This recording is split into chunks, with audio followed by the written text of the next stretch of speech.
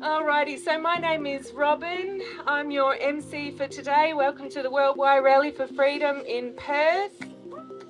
Yeah, round of applause for everyone making it here despite the rain. With our speakers, our first wonderful speaker is Alex Nicol, and Alex worked for the federal government for 8 years on 2 Senate industrial wind turbine inquiries and is speaking up to stop the destruction of our farmland and oceans. So put your hands together and welcome Alex. Thank you. Hi everybody, thanks so much for coming today.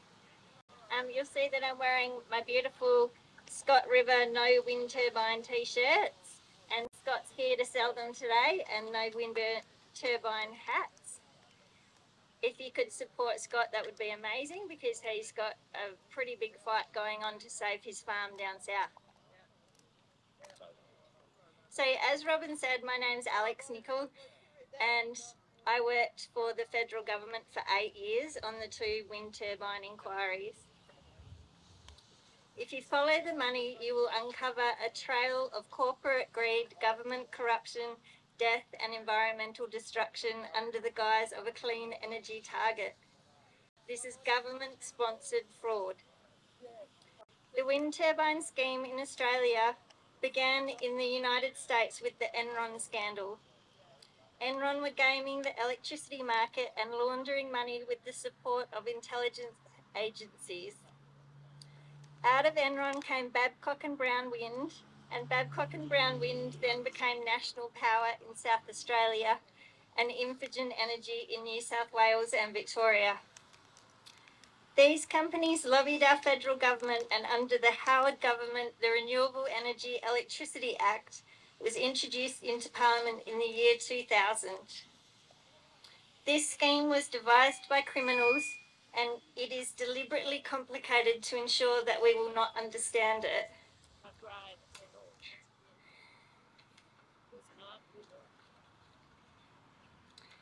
This fraud has support from state and federal governments through both of our major parties. The renewable energy legislation brought in renewable certificates called large-scale generation certificates. Energy retailers have to purchase these certificates or pay a penalty price. The cost of this subsidy is paid by electricity consumers. This is you in your electricity bills. The cost of LGCs is currently $1.46 billion per year. Okay. This is 33,000 gigawatt hours times $44.25 per megawatt hour. Added to the cost of LGCs is the ongoing government support of renewables. The Clean Energy Finance Corporation comes in at $1.3 billion per year. ARENA at $100 million. The 30% safeguard mechanism at $906 million. The Clean Energy Regulator at $750 million. State schemes at over $14 billion. And the Capacity Investment Scheme at $10.38 billion per year. The total cost of this government-sponsored fraud is over $1,500 per household per year, paid in your electricity bills. There are 10.3 million households in Australia. This equates to a total of $15.6 billion. Renewable schemes make up 80% of your household electricity bills, not the 6.5% that the government quotes. But wait, there's more. One of the objectives of the renewable energy legislation is to reduce emissions. Industrial wind turbines do not reduce emissions in the electricity grid. They require baseload power to balance the grid. The electricity generated by wind turbines is intermittent and unreliable, and you cannot ramp the Collie Power Station up and down to balance the wind. Therefore, there is no overall reduction in emissions in the electricity grid. The $15.6 billion is a lot of money to spend each year subsidising a technology that does not reduce emissions and only works 2 days a week. Then there is the cost of construction. On-land wind turbines cost $3 million per megawatt of capacity.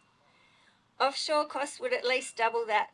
I believe the research and construction vessels cost $1 million per day.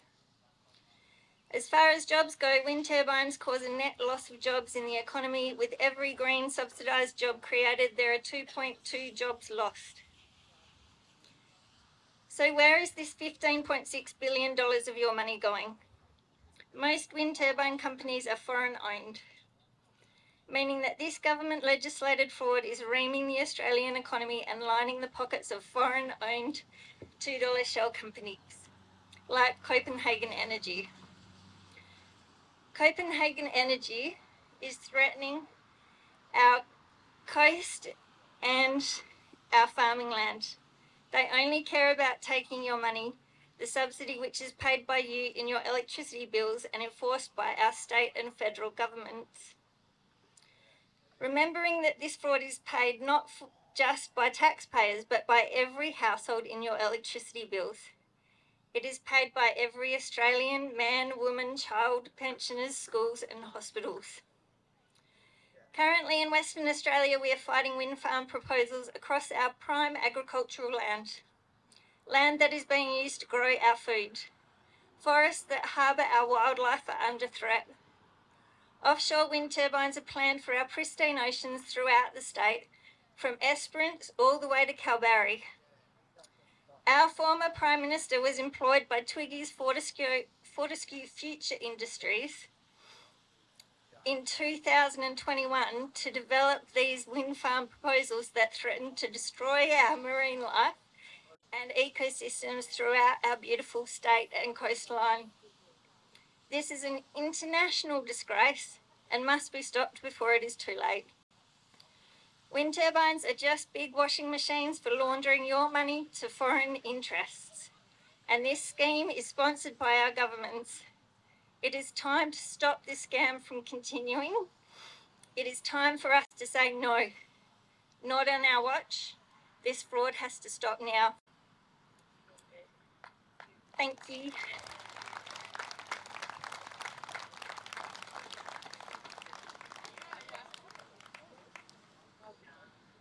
Thank you, Alex.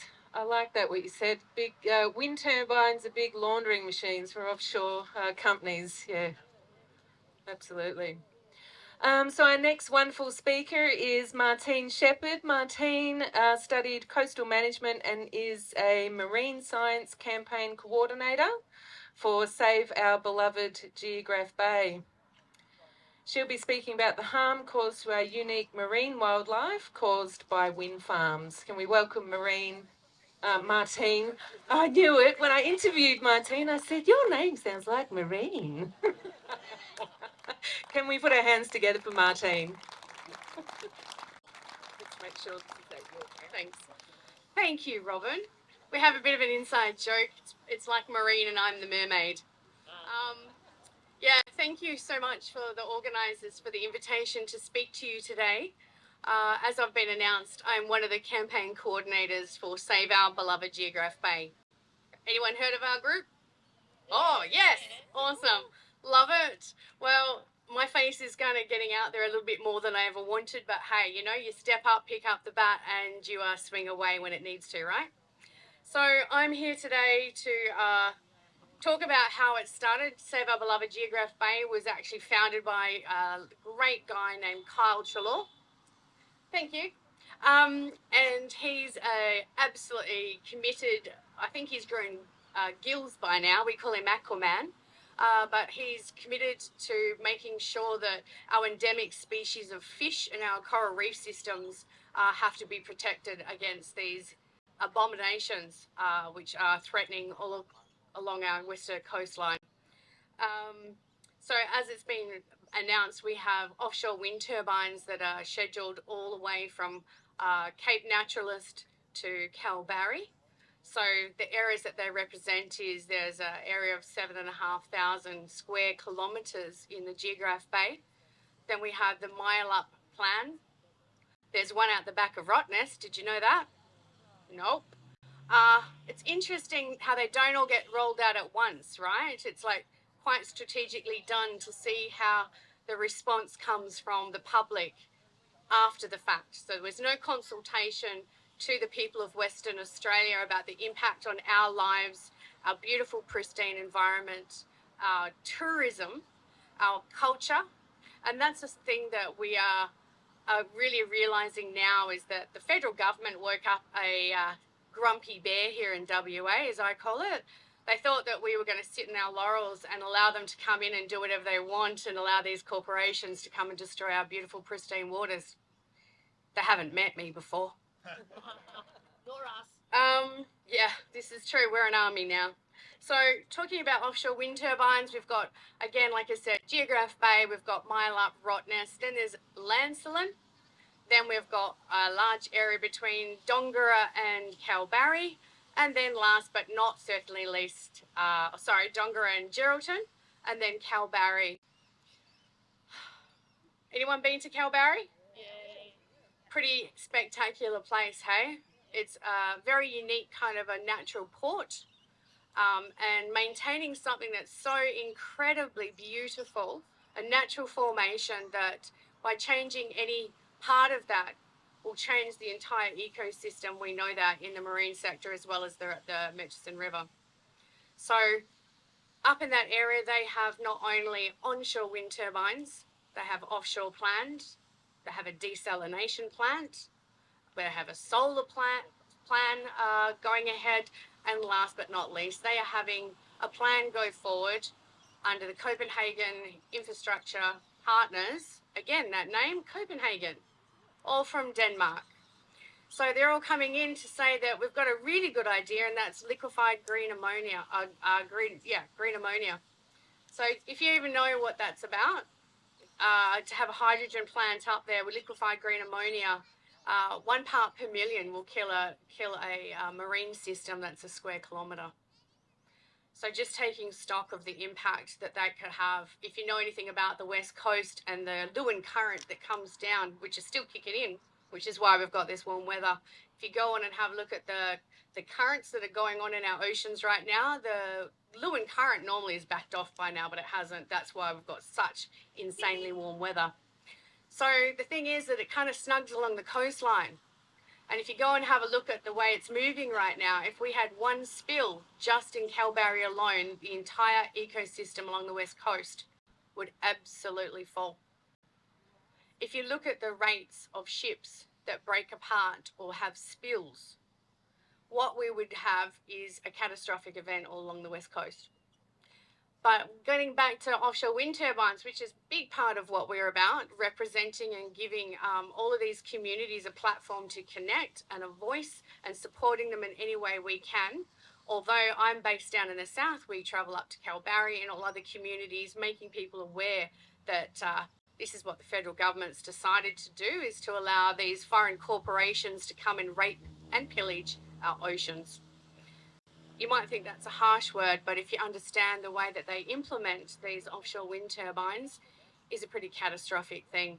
So what we're looking at is having seismic activity that'll be going on to mapping, which we already know causes interruption for whales, for sharks and other animals, dolphins, a whole bunch of cetaceans. We are a protected area through here for migration. What people probably don't know is the Geograph Bay is actually being rezoned. It has been put forward to the federal government that it's actually a nursery zone, and as such you are not allowed to put infrastructure in that area, because we all remember that about Broome, right? But they have not allowed it to be classified down here that we are a nursery. Might be something behind that, you think? So in that, what's going to happen is they'll come in and do a whole bunch of seismic mapping, interfere with the wildlife in that way in the marine sector. Then they're going to come in and they're going to grind down our beautiful pristine coral reef system, which is some of the most unique in the world. What it is it's based on quite soft limestone linear reef systems that run parallel to our coastlines. This is what makes it the most pristine habitat for our rock lobster industry. So if you understand that rock lobster actually migrate up and down and in and out at different times of the year through molting, mating, and feeding, what will happen is that they will not be able to move along the coastline like they do. So not only will they come and grind down to put the pylons in and the substrate, where they're going to put in footings, which are going to be a 500 square metre cement slab at the bottom of the ocean for each pylon that goes in. They require 4 for each turbine. The area they've selected for Geograph Bay has the capacity to have 1,300. They're saying that they only want 200, but I don't really think that most people right now that understand how the federal government and the previous government, the Liberals who actually did this legislation and signed us up for this, how both parties have set this all up for us to have no rights in what we're doing and to come in and sell us off to foreign corporations. So when they come in, they're going to grind it down. They're going to put these pylons in. Each pylon requires 10,000 strikes. And that's over 120 decibels. Sometimes it gets up to 140. So we know that this smashing of the pylons all along the west coast is going to cause deafness to whales. If you understand how a whale navigates along our coastline, how it communicates, how it feeds, what we're going to have is a catastrophic event. So recently, some of you might have seen what happened down in Dunsborough, where we had a whole bunch of pilot whales. I unfortunately had the pleasure of having to get in there and try and save them. Unfortunately, my job was pulling out the dead bodies. Really brought home for me why I'm in it. And definitely have a message for the federal government and our state government. Roger Cook, who so incredibly arrogantly stamps his feet like a belligerent teenager and tells us that there will be wind turbines in our oceans somewhere. Well, WA has a bit to say to you, Mr. Cook, and you're not listening. Same as the federal government. Doesn't seem like anyone wants to listen to the people of Australia anymore. What do we got to say about that? Hell no. So that's with putting them into place. So we've got the pre-construction, then we've got construction noise and interruption. So then we have exclusion. So we know that whales won't be able to navigate through these areas. There'll have to be exclusion zones. They'll have to go around. So what actually happens is that they have to go up to deeper water and up to greater predation. We know that there's going to be massive impact just on that alone. But then we know the scientific data shows that increased marine vessels in that area are the greatest risk for strike against whales. So we have got a catastrophic kind of situation. When you cut through to layer these high voltage cables that are going to be connecting all of these thousands upon thousands of wind turbines out there to hypnotize us and blink all night long in their bright red lights, so it's going to confuse all the marine animals out there, they're going to cut through our substrate down to 3 meters to try and mitigate the electromagnetic fields. So if you understand what electromagnetic fields do underwater, they paralyze shellfish, crabs, rock lobster, clams, and other benthic animals get paralyzed and they get disorientated. Right there, just on that alone, should have made this a completely non-viable, because our rock lobster require to migrate, to molt, and to be able to mate. And all of those things are required to navigate along our shelf system here on our marine sector. So not only is it going to, the rock lobster is an indicator species here in WA. If we have declining population of that, we're going to impact our kind of dewey, and then we have other demersal fish that are going to have a cascade effect. When you remove corals, soft corals, like we have here, as well as plate corals that are found in no other place in the world but WA, we're going to have a cascade effect where we have complete loss of biodiversity.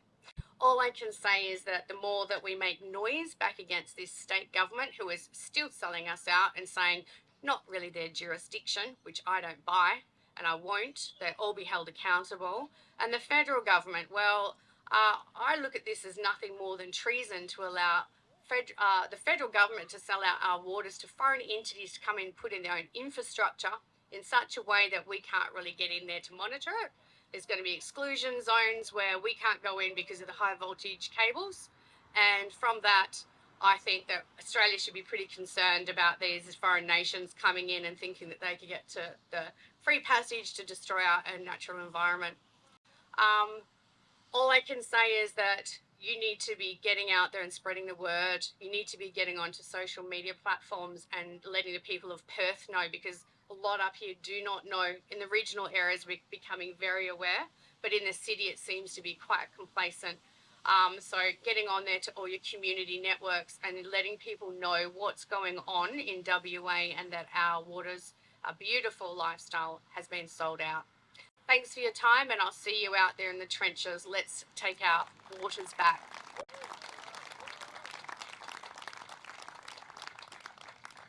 Thank you, Martine, not Marine. Honestly, yeah, it's heartbreaking to hear, especially from someone like Martine, who knows much more about marine wildlife and the degradation of the environment when they want to install these wind turbines. It's heartbreaking to hear it, and but very grateful that we have someone like Martine who can speak on it, so thank you. Me too.